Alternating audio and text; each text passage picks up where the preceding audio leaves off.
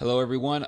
Just letting you guys know that I will be streaming in a little bit here, but let me just get at first refreshened up. I've been spending a lot of time today just looking at the news and preparing for this stream, and almost forgot to take a shower. So I need to just refreshen up a little bit, and then I will be with you guys shortly. So just give me a few minutes, and yeah, I'll get the music going, and in a few minutes, well, give me about 8 to 10 minutes. I'll be back. So here's some music for you guys.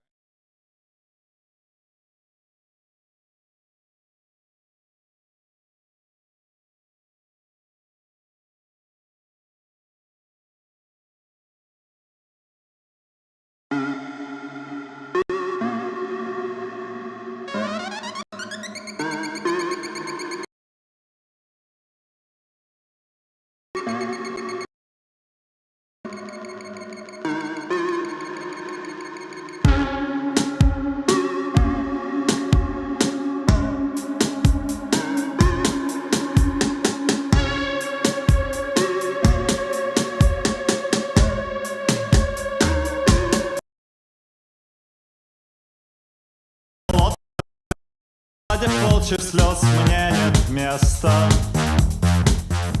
Но разгребая пену дней во тьме пустых госпиталей, я был весел. Молодость сложно забыть, но я в силах все изменить. В окно мне бьет кровавый цвет, я вижу темный силуэт, сонную руку, нож в печень. Мой стол завален обычаем, рисунками безумных схем. Вот вечер, ночь стала еще сильней. Мне с ней больше не справиться. Но я не буду больше прятать свои зависти, зависти, зависти к твоим парням, к твоим парням. Среди берез, болот и звезд, цыганских свадеб, волчьих слез, мир был тесен. И раскрепая пену дней во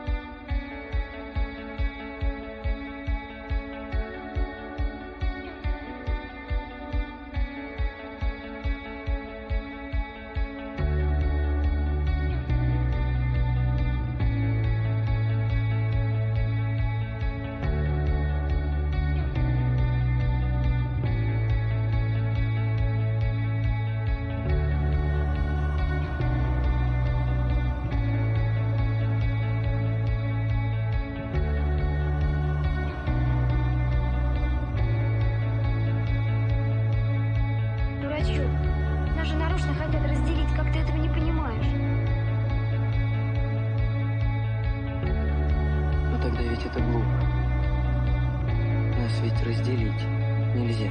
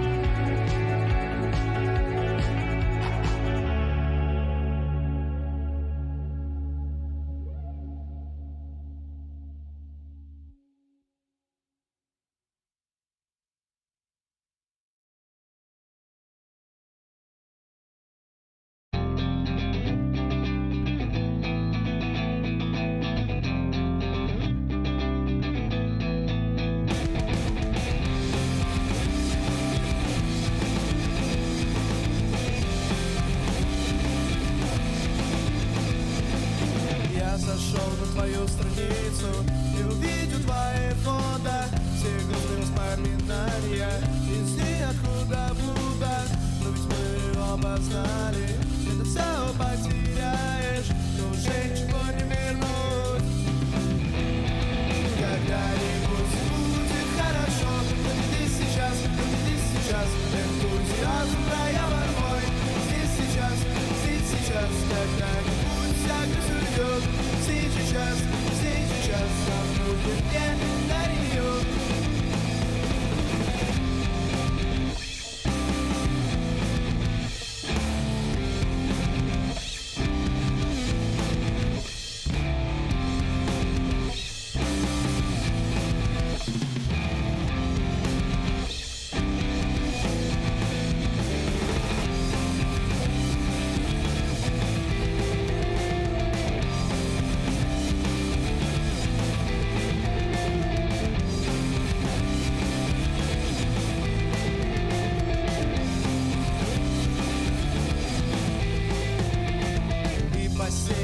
Когда-то мне бывает очень грустно. Казалось бы, все круто, но в душе слишком пусто. Я не знаю, чем заполнить эту пропасть во мне. Я буду думать вечно о тебе. Когда-нибудь будет хорошо, но не сейчас, энтузиазм проявлен мой. Здесь сейчас, когда-нибудь вся грусть уйдет. Сейчас нам будет время на нее.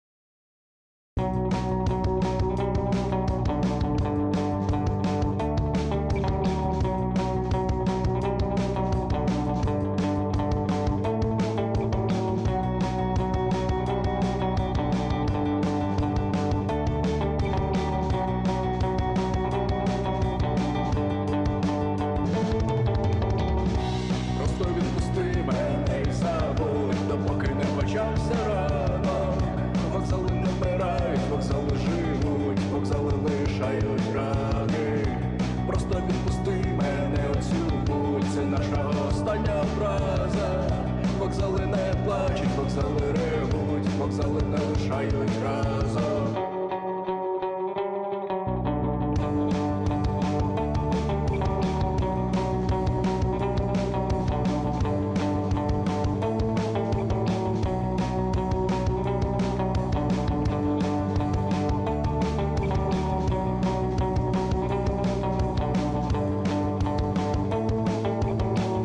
Перони наче море, солоні від сліз, виші змивають все, потрібен лиш час. Вокзали залишають на серці поріз, вокзали побачили тисячі нас, а нами лише гори, вище завись. І наша остання фраза, за нами лиш перони, солоні від сліз, вокзали не лишають разом.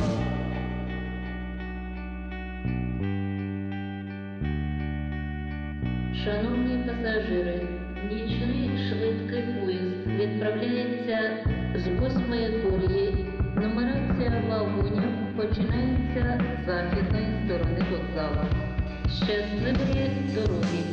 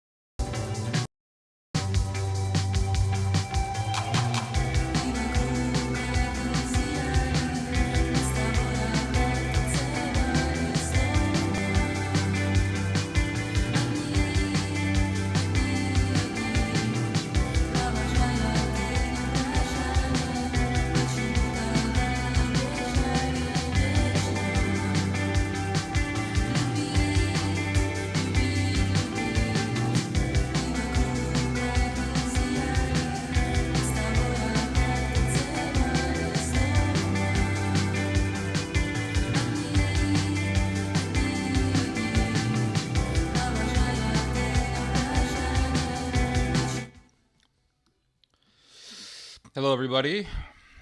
Sorry for the wait there. I had to get something done. Hello, everyone. This is the Friday live stream for the Theodore Schubot YouTube channel. I have been spending hours today doing research on the whole situation in the Middle East. I don't know why this... Guys, let me know if there's a static. Is there any static at all? Let me know if there's a static in any of the sound that you're hearing.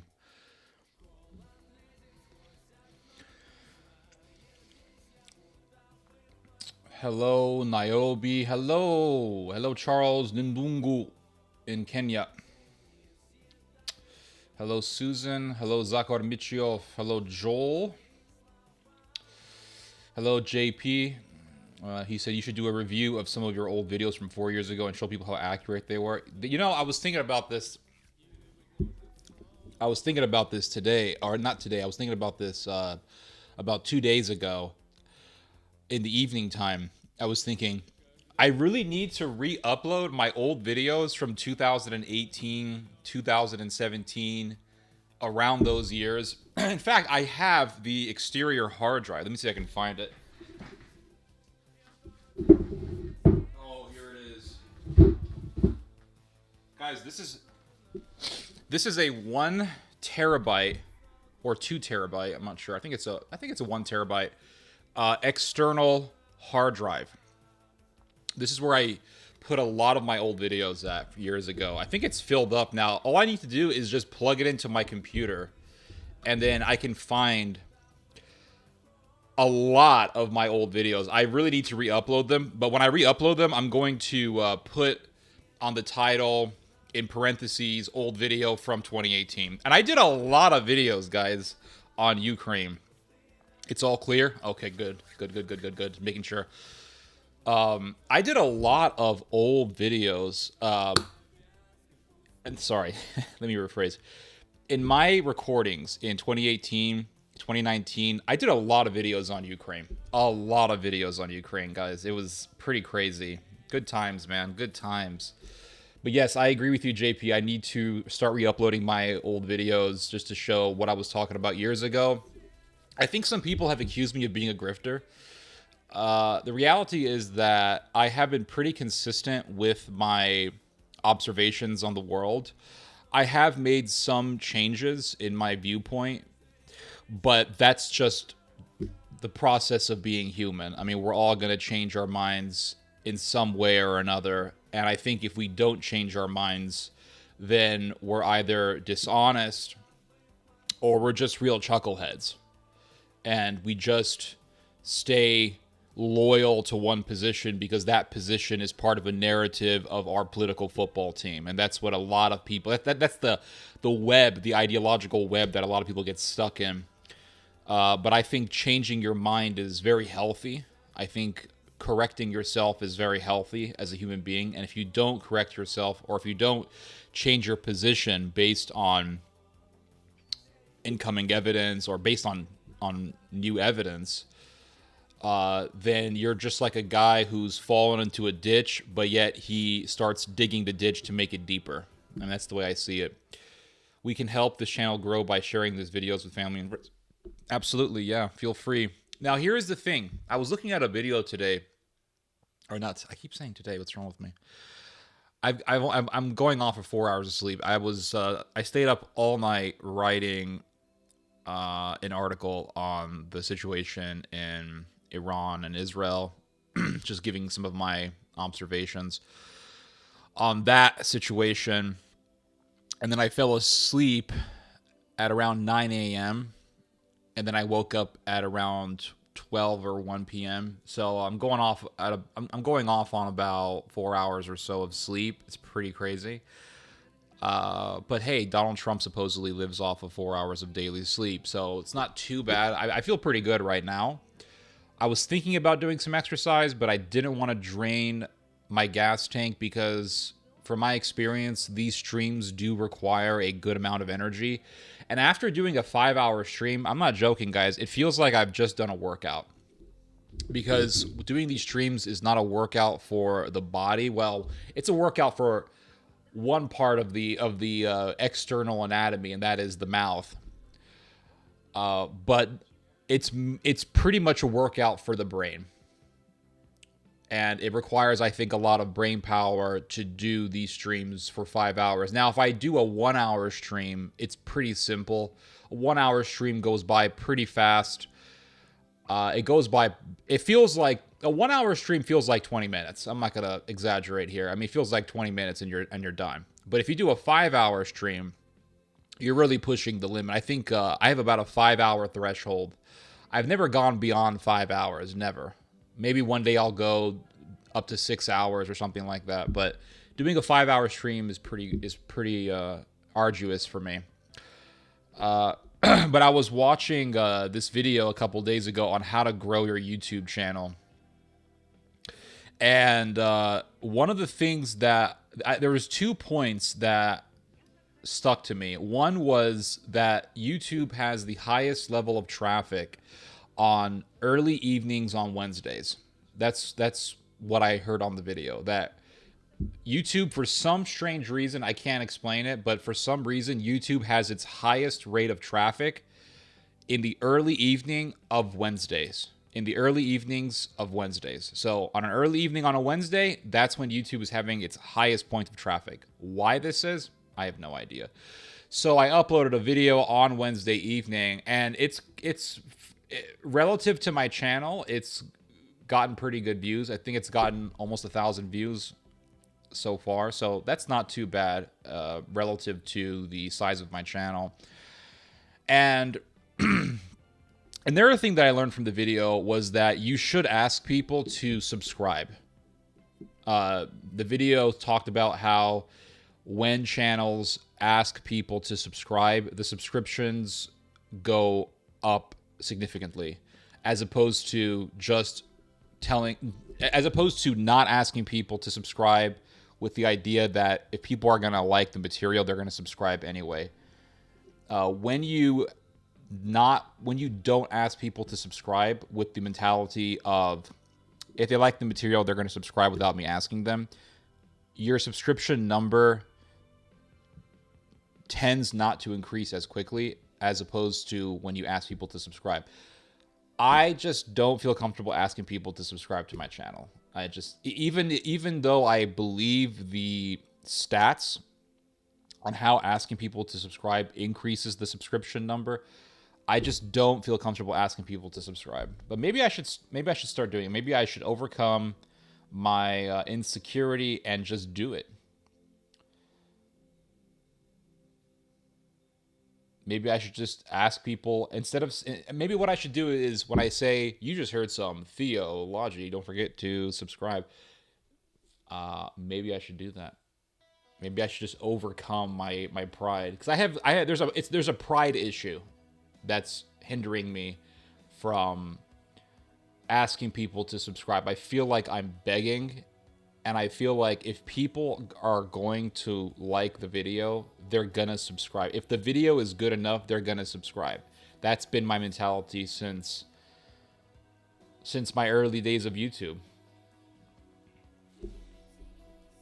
You know, it's crazy. Ted has quite the intro. I appreciate that. White Russian Doomer Rock. Here we go. Happy Friday, Sweet Body Fit. Hello, Goose Hunter. Good evening. Did you follow Croatian elections? Oh my gosh, dude. What's going on over there? Croatia. So many things happening around the world that it's hard to focus on everything. Oh my gosh. Is my internet slow all of a sudden? What's going on? Guys, can you see me? Hold on a second. Why is I look up Croatia, all of a sudden the internet is slow. What's going on in Croatia? Croatia's top court bars President Milanovic from becoming prime minister. Oh my gosh. Croatian ruling party wins election without majority. 3 decades long, Croatia's Vukovar bears invisible scars of war, etc., etc. So who won? I'm trying to figure this out. They're saying they're blocking some guy from becoming prime minister. Croatia's top court has ruled that President Milanovic, who had campaigned to become prime minister before this week's parliamentary elections, may not head the new government. The president has been warned in time that he cannot participate in the campaign, but that he must first resign. Now it's over. He can no longer be a prime minister designate. Constitutional Court President Miroslav Separovic said at a news conference on Friday. Everyone is obliged to adhere to the Constitution and the law. Croatia held parliamentary elections on Wednesday in which the ruling conservative Croatian Democratic Union won the most seats, but not enough to form a government alone. The vote was held after a bitter campaign between longtime political foes, conservative incumbent Prime Minister Andrej Plenković and the left-wing populist Milanovic. For months, Plenković and his Croatian Democratic Union party seemed poised for an easy victory that would secure his third term as premier. But in mid-March, Milanovic, who tops opinion polls, made the shock announcement that he would challenge Plenković and become the candidate for the Social Democrats. Milanovic dissolved parliament on March 18th, triggering the weak snap elections in the European Union member state of 3.8 million people. Man, Croatia has a small population. 3.8 million? That's like the size of a big city in America. He said he would run for prime minister and resign only after winning the polls. The Constitutional Court then immediately warned him that he could only stand in the elections if he first stepped down as president. But Milanovic ignored the warning and campaigned across the country, accusing Plenković of leading the most corrupt government in Croatian history. Corruption has long been the Achilles heel of the HDZ, which has been in power most of the time since Croatia's 1991 independence from Yugoslavia. So the HDZ won 61 seats in the 151-member assembly, and a center-left coalition led by the Social Democratic Party won 42. The nationalist right-wing Homeland Movement Party came third with 14 seats, making it a likely kingmaker. Al Jazeera's Marina Borukcic, reporting from Zagreb, said that President Milanovic's next move was unclear after the court. Okay, great. It's unclear. He believes that the Constitutional Court's decision is a preparation for a coup d'etat. Sounds kind of like what they want to do to Donald Trump. So what do you think is going to be the end result of this, Mr. Chopo? Rasko Militic says, did you know that Ukraine and other NATO members sends SF troops to Sudan to fight Wagner PMC? No, I did not know that. My God, there's so many things I don't know. How do you guys get all this news? I've been just focusing on Israel and Europe and what's going on over there in Sudan, Wagner. What's going on over there? Hot damn, Wagner forces fighting in Sudan. This is crazy. I need to start reading the Wall Street Journal every day.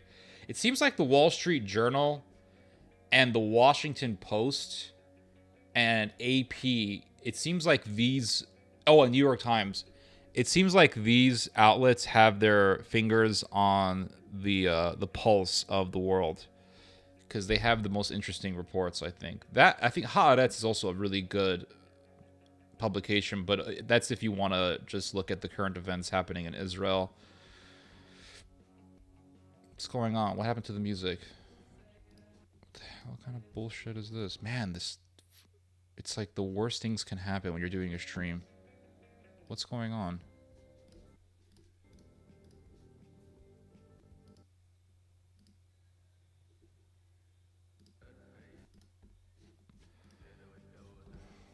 So annoying.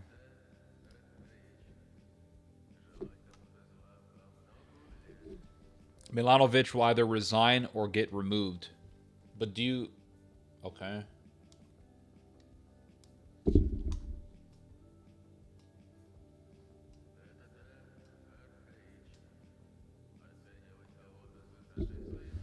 Did you hear that countries who have frozen Russian assets want to use them as a long... Yep. Yeah, I heard that the Germans want to use Russian frozen assets to even, I think, fund their own military, which is crazy. Maybe repeat elections, in which case HTZ wins, maybe with a DP coalition. I see. Well, I have to keep my eyes on Croatia to see what happens. That's a very, very fascinating part of the world, the Balkans. Very fascinating part of the world. It seems like it's it's a constant powder keg because of just the constant ethnic tensions that go on there, especially with Serbs versus Kosovars. Yeah, it's pretty crazy. Oh, my headphones have finally stabilized themselves.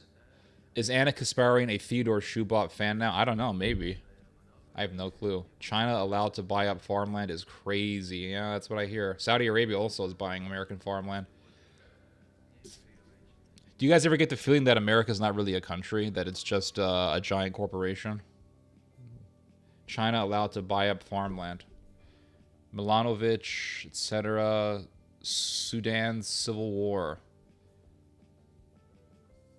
You and your father are treasures that only those who are seeking true knowledge and understanding will find. Well, I really appreciate that, Nigel. I really do. It means a lot.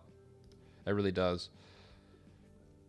I remember your early days, your early YouTube days. Oh, those were some crazy ass times. Did you guys ever see my debate with Alan Combs? Russian the Smiths. Absolutely, yeah. Yep. My debate with Alan Combs, that was absolutely epic. I remember debating Alan Combs back in 2015, I think. It was 2015, I'm pretty certain.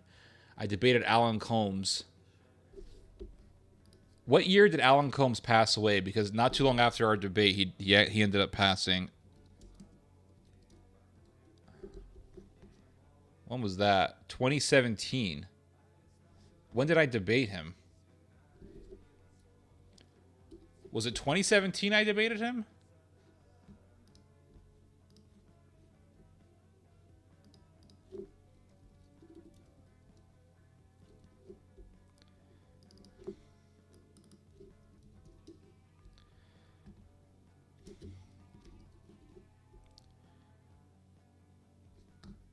Wait. Theodore Shubot. Alan Combs.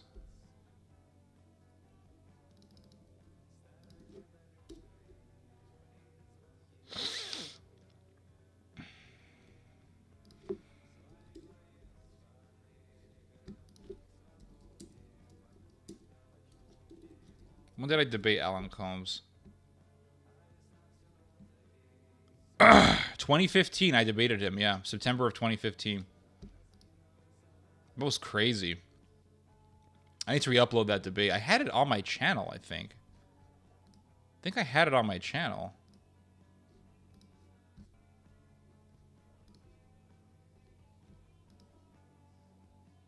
"31 people are watching this stream. Not bad.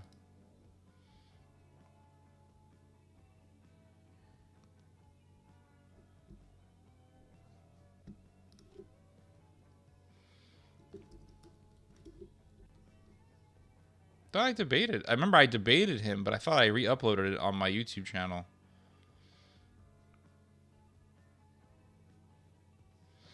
What happened there?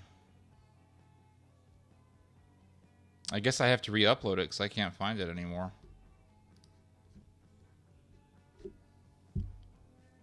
He was a skeleton. I mean, he was very ill. When are you going to make a video about your book collection? Oh, that's right. Remember you asked me about that. Let me see if I can do something here. Hold on. Let me see if I can reconnect this. Hold on a second, guys. I have an idea.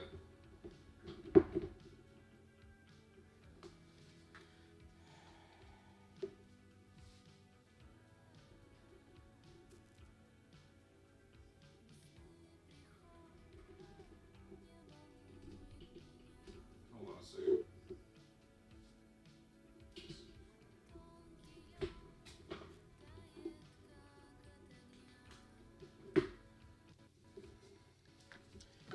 All right, I connected this external camera, and I'm gonna connect it to OBS here. So then I'll use the camera to guide you guys to my little library here. Hold up. Video capture device. Let's see, dispatch. There we go. Oh, there we go, guys. My computer. All right. So let's here. Look at me. Look, external camera here. So let's see. Let me get my gain going. All right, you guys can hear me pretty well. I don't know if you guys can see this here. This is all right. Let me know if I need to increase my volume a little bit here. Hold up. Wait, can I? Hold on a second. Hold on a second.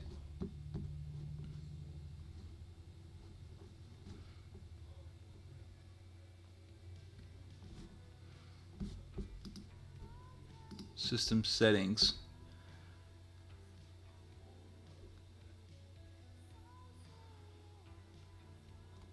All right, here we go. I'm gonna increase my gain to make this mic super loud. And yeah, the audio is pretty good. So here we go. Here we go. You know what? Hold on. What the hell is wrong with me? Why am I going to use this?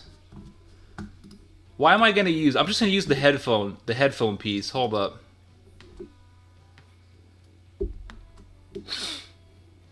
Let's do input voice.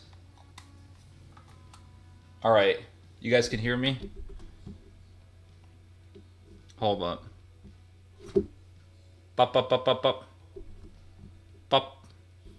Bop, bop. All right. You guys can hear me well? Let me know if you guys can hear me. Sound is okay? How about now? Is it better? Bop, bop, bop. Just want to make sure I got my sound right. Hello, hello, hello. Hello, hello, hello. Hello. Good one. Yup, sound is good. All right. So I'll show you guys my little book collection here. Can't move this camera. I'm kind of limited because the camera is connected by a wire, but got a lot of books here. Here is a Occult Renaissance Church of Rome. I read this book recently. Very, very good book on the occult roots in the Vatican. Very, very fascinating read. I put that away here. This is another great book. This is called And the Weak Suffer What They Must by Yanis Varoufakis. I will say this is a must-read for anyone who wants to read about how the European Union works and how Germany actually runs the EU and how it's very possible for the European Union to transform into a Nazi/fascist state. That's a very, very fascinating read here. This is Caesar's Conquest of Gaul. Yeah, I know there are... I got a pen in here. Looking for a pen. There's a lot of people out there who are trad cats and they tell everybody about Julius Caesar, but how many of them have actually read Caesar's Conquest of Gaul? And I'm not even a trad cat. I'm not a right-wing guy or anything like that. I'm not a crazy nationalist. And I'm not one of these people who glorifies the Roman Empire. But nonetheless, this is a very, very fascinating read for just for a lot of different things. I mean, to get insight into how the Romans were, the temperament of the Romans, how they operated, how Julius Caesar was in his character. But it also tells you something about the ancient Celts and the Germans, which is fascinating. It tells us how uncivilized a lot of the pre-Christian European world was.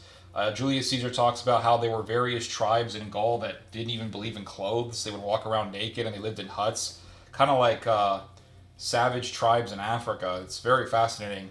And it gives you an insight as to how Europe was before Christianity. It talks about human sacrifice. But it also tells us about how sophisticated various of the Gaulic tribes were. They weren't all completely uncivilized. They had, a number of them had a sense of civilization. They had the use of armor. They had steel armor. They had swords. They had amazing military tactics, and a number of times the Romans lost battles because they weren't able to deal with some of the military tactics of the people living in Gaul, the Germanic and Gaulish people.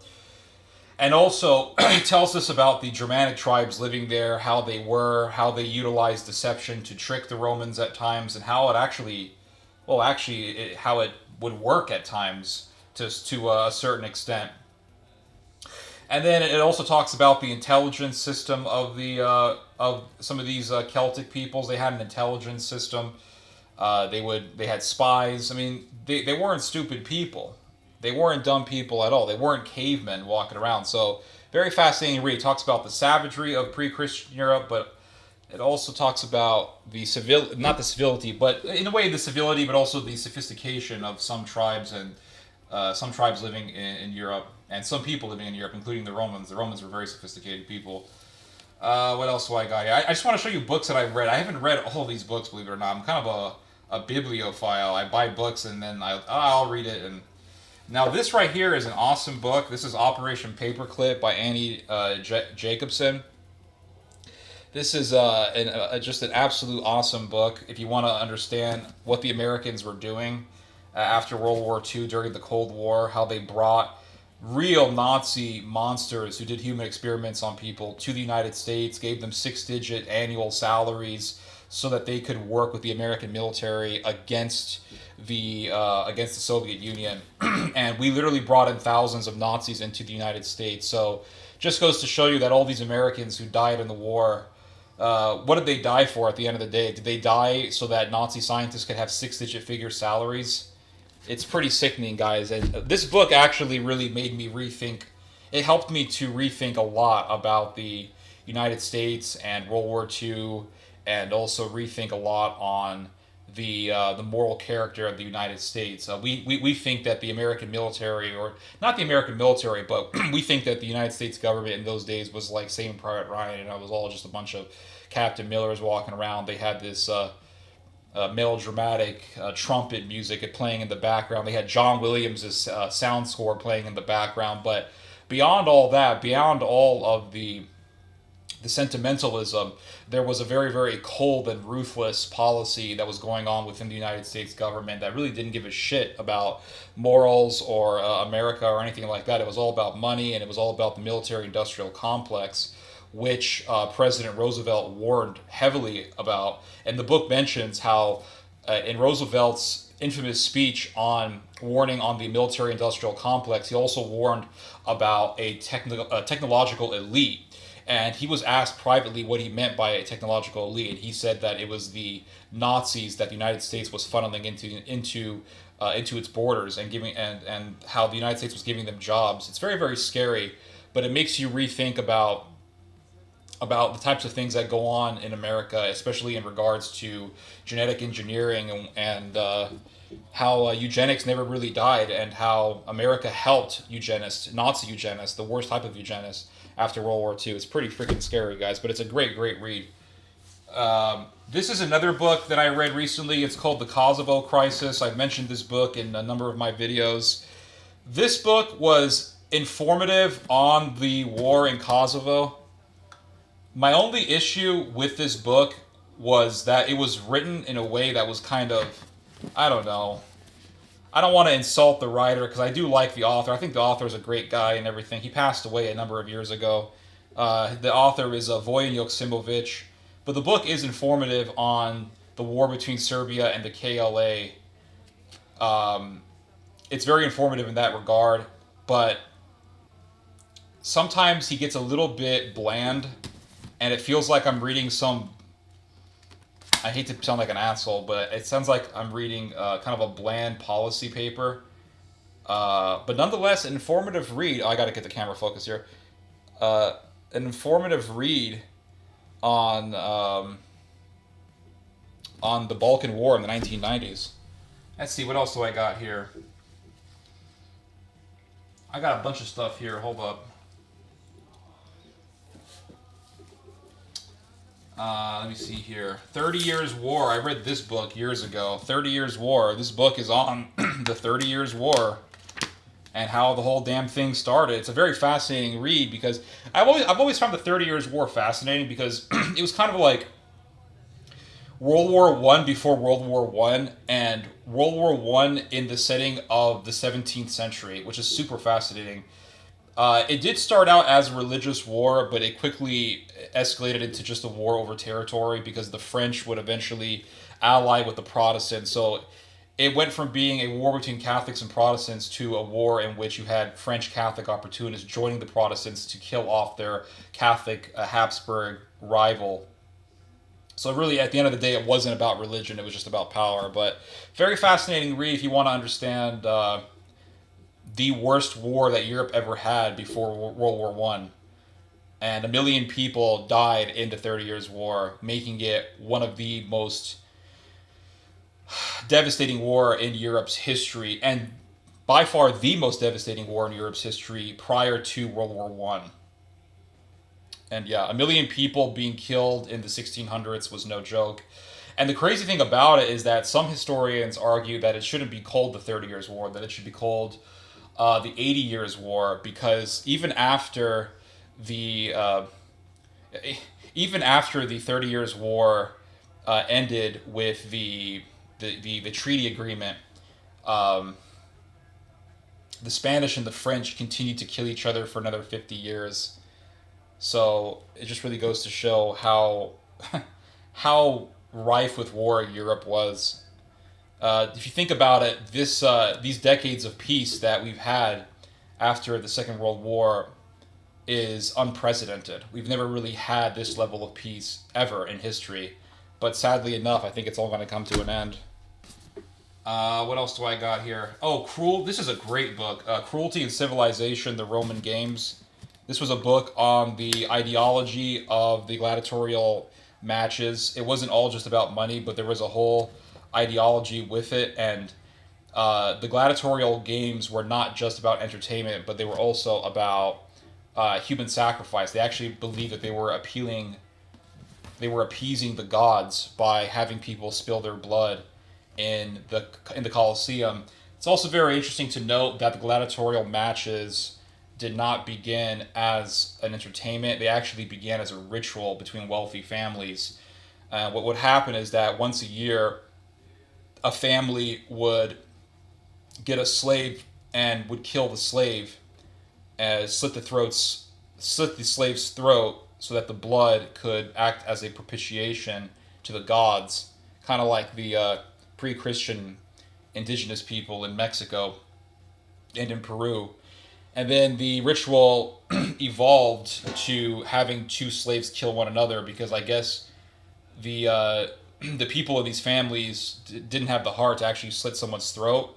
So they said, have them just kill each other because, hey, I don't want to get my hands dirty. So we'll appeal to the gods just by having two men kill each other. And they thought that was more civilized. And so that actually evolved from being a ritual that was done within a private setting to an actual spectacle.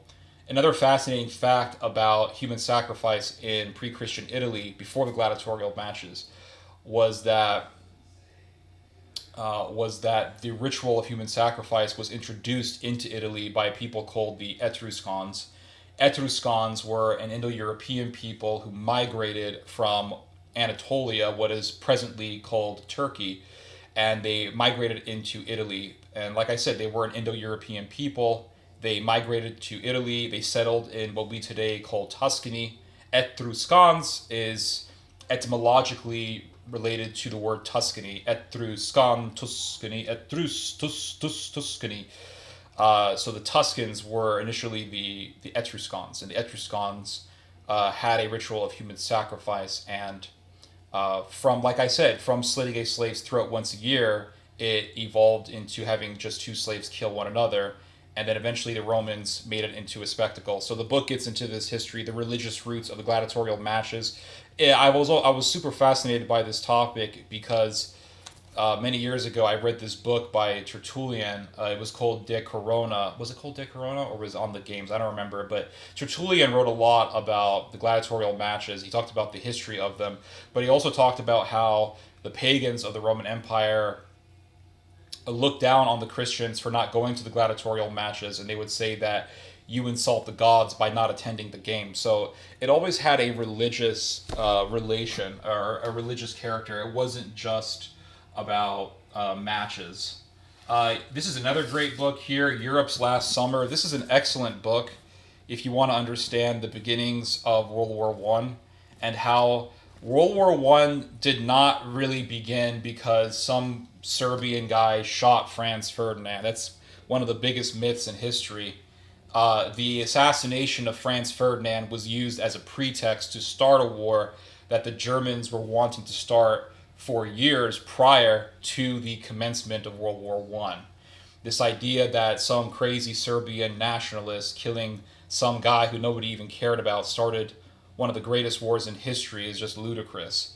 Nobody cared about Franz Ferdinand. He wasn't very popular. In fact, after his murder, life pretty much went on in the immediate days after his assassination. People were not running around screaming like a chicken without a head. People went on with their lives as if nothing ever happened. So it seemed like nothing was going to happen. But what people didn't understand was that the Germans and the Austrians, for that matter, had a conspiracy that they were waiting to unleash, and they were holding on to this conspiracy for years, and they found their opportunity in the murder of Franz Ferdinand. So that's pretty crazy. But the book gets into all of this stuff. It's very, very fascinating. It gets into the conspiracy of the Germans, how the conspiracy was composed years prior to the assassination of Franz Ferdinand. And the book talks about how no one cared about Franz Ferdinand and how they just used it, like I said, as a pretext to the war. So very, very interesting. It gives you an insight onto how false flag attacks work. Like October the 7th. I think October the 7th kind of falls into the same category of, well, Israel wanted to do a war with Gaza. They were looking for their opportunity. They left their border unsecure. They allowed Hamas to go in there. They knew that Hamas was going to do a massacre. The massacre went on for hours.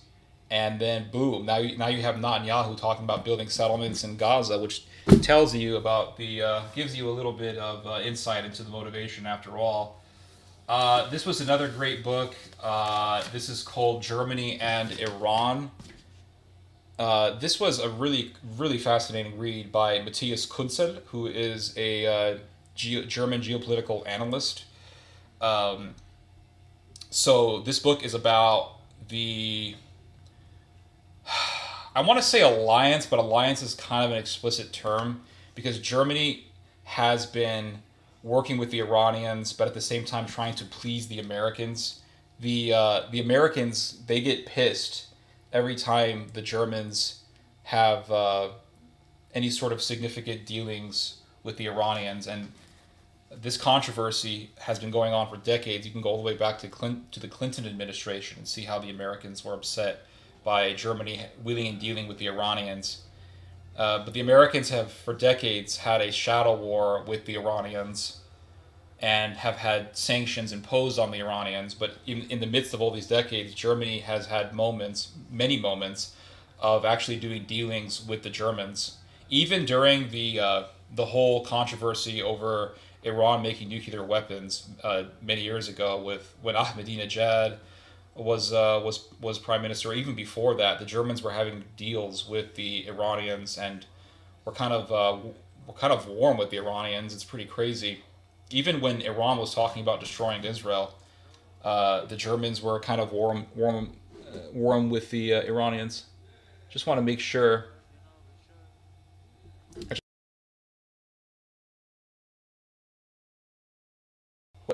What? Hello? What happened? Did the internet